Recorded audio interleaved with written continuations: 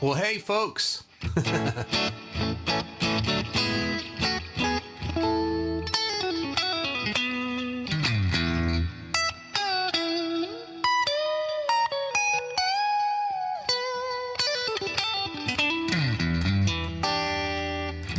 all works. Hey, who we got here? Let's see. Let me put this up on the right screen. There you go. Now I'm looking that way. Who's in here? We've got Steven was first. Hey, Steven. Great to see you. And Don, not long, a minute afterwards. Don was in there. Hey, Don. Good to see you. Phil's here.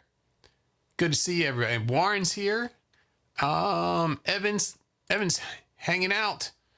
So Phil said, good evening. Good afternoon, Mr. Anderson. Mr. Anderson. Good to see you, Phil.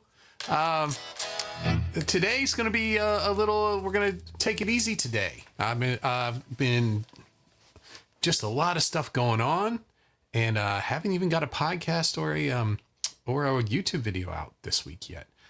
So I'm having to working hard on a lot of stuff, and going to take the next few days off of the live stream so I could get caught up. We're going to start back on Monday for this, the build up to Cyber Black Friday, Cyber Monday week there. And so I did want to come on and say hi to everybody and answer any questions that you have. And also I want to show you what I've been working on. You only see me about half hour a day. These are the things that I'm doing here. So let's see, no questions right now.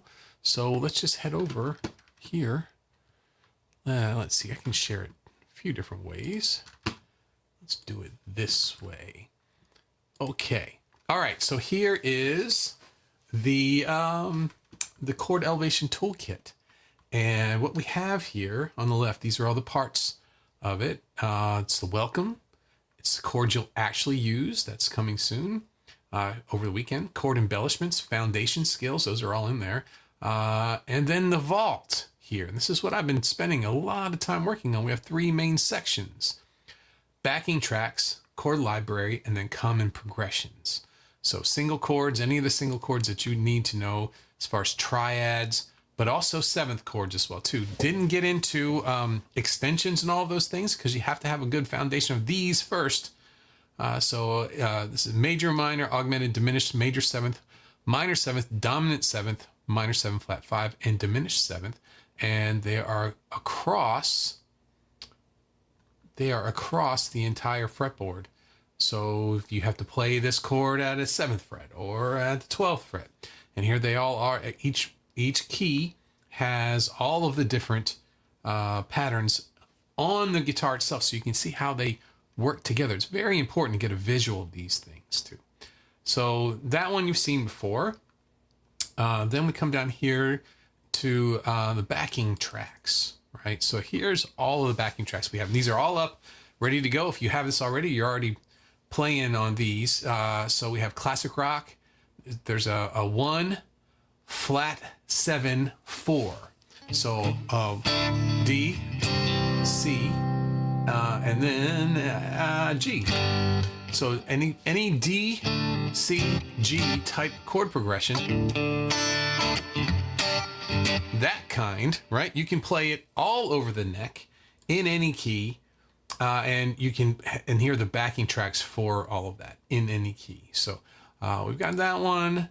Let's see what else for the backing tracks. We've got more classic rock. This is a 1 4 5. That's standard. Then we've got a 1 5 6 4. So in D, let's do another key. Let's do F 1 E. So these are rock backing tracks, right? These are ones you're going to actually come across in the songs that you're using. That was the whole idea for this. The next one is Faithful Nights, and this is a 6.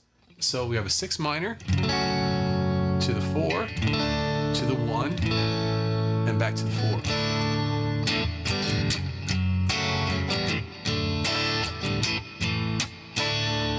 Is that it? That doesn't. I think that is it, right? Oh no, there's a 3 in there. Well, it's a 1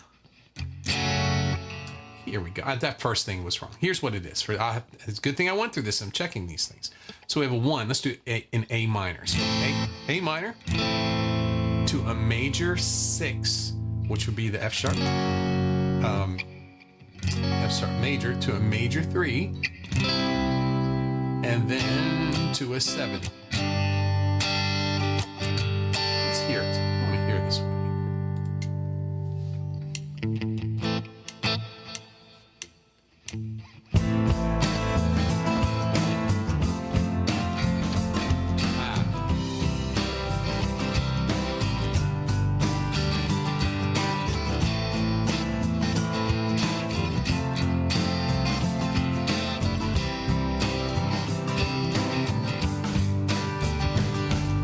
Pretty common. So it's like A minor to F major, C major to G. A lot of borrowed chords in all of these that we're playing. So we have, if you're taking a look into them, there's all sorts of different stuff we got there. So let's see here. There was 1, 4, 5. I got to do this one. A 1, 4. A lot of 1, 4, and 5s. Blues-based rock stuff. This one, 4, 5, flat 7. A lot of flat 7s in these, a lot of major 3s. Those things that you come across, you're not sure what to do with. Next is acoustic strummers. So we've got 1, 5, 6, 4, which is just regular campfire type thing. Then we got a 1, 4, minor 1, major 4, major 3, and G, very similar to the other one. Then we got a 5 with the 3rd in the bass. So we got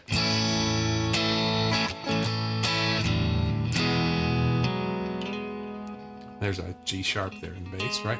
And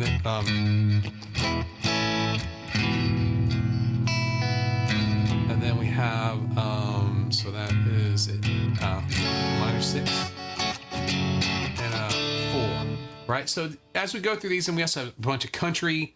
Different strummers in there. And then I've been working on a lot here are these common progressions. So I go through each of these here.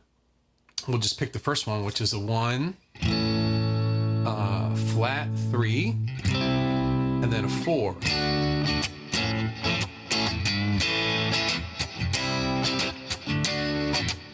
What if you had to play a song with those chords, which we have them on here, and you want to play them across the neck of the guitar? So these here across the line, these are all those 3 chords at the same area on the guitar, at the 2nd fret, 3rd fret, here at the 5th fret. So we can play it.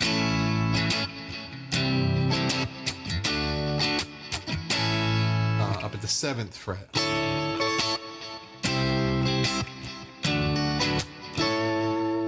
So anytime you want to play a song and play it, no matter where your hand is, this is going to give you all the keys, and it's really easy to use. Back to keys. We want E, back to key, and all you do is just open tabs with all those different things, and then you're going to get everything that you need to practice throughout these things and work on your strumming and work on your chords. There's 2 basic things I'm working on with this. One is embellishments. And the other one is the cage chords, being able to know where all your chords are across the neck of the guitar. For those 2 things alone, this is going to be really, really special, and especially when I get these last finishing touches on there. Phil says, the vault is looking very impressive. Thank you. Nothing more than I just wanted to share. We've gone over a ton of different stuff with these live streams. I have tons of live streams for the bonus coming up. I just wanted to spend the afternoon hanging out, seeing how everybody's doing, and let you know what I've been doing. I've been working on. So it's getting organized.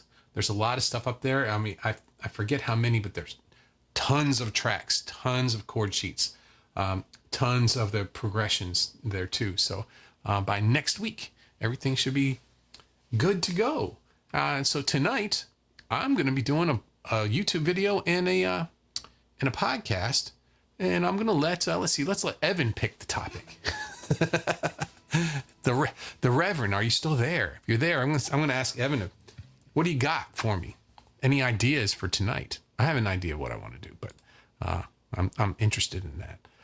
But yeah, I'm here happy to hang out with you today. Why would you want to be able to play chords in different... Evan's still here. He's still here. We're in good shape. Why would you want to be able to play chords in different places?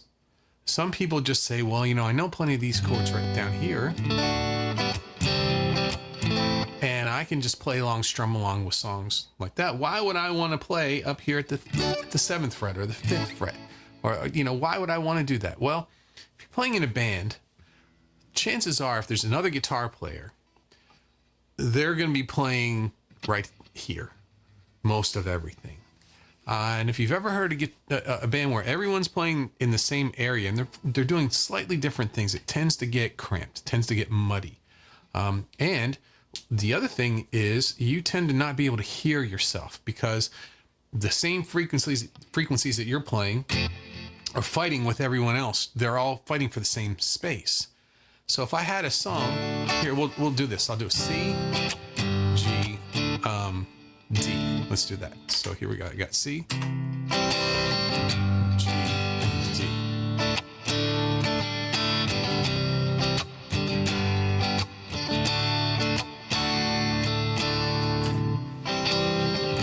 So I'm playing along with this.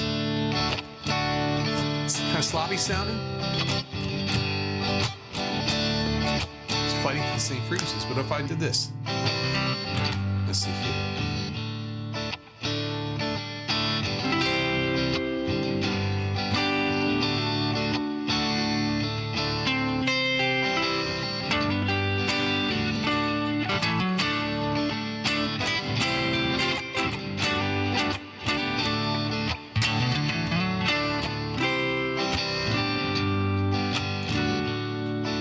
I don't even have to be loud.